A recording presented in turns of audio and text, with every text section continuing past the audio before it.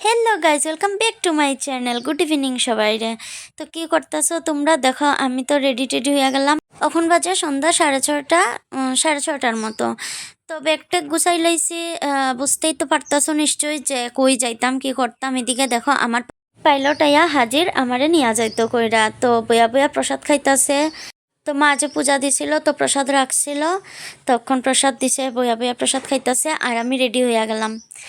তো অনেক দিন থাকলাম, মনটা ভালো লাগে না, মুখে হাসি যতই থাকুক না কেন ভিতরটা মানে মনে মনে অনেকটাই খারাপ লাগতেছে। তারপর দেখো বাইরেই গেছি বাড়ি থেকে, আর হ্যাঁ দোকানে ঢুকছে, একটু ধূপকাঠি মোমবাতি নিতে আছে। আজকে যেহেতু লোকনাথ পূজা, তো ভাবলাম লোকনাথ মানে বাবার স্থানে না গেলে কি একটু হয়নি কৌতো।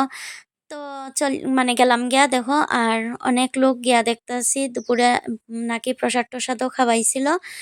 তো আর কি আমরা তো আইছি অনেকক্ষণ পরে।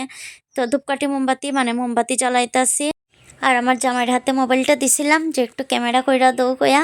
তো একটু ক্লিপ নিল, তারপর ধূপকাঠি জ্বালাইয়া বাবার কাছে মনের যা বাসনা সব কিছু চাইলাম। মানে বা লোকনাথ বাবা আমার ফেভারিট ঠাকুর, যারা জানে মানে আমার ফ্যামিলির লোক বা আমার ফ্রেন্ডসরা সবাই জানে। তো বাবার কাছে অনেক কিছু চাইলাম। তো দেখো শেষ ঘুমটা টুমটা দিয়া প্রণামও করে লইলাম, তখন বাড়ির যাইমু গিয়া। তো বাড়িতে আয়াও পড়ছি, দেখো মনটা একদম ভালো লাগতাছে না।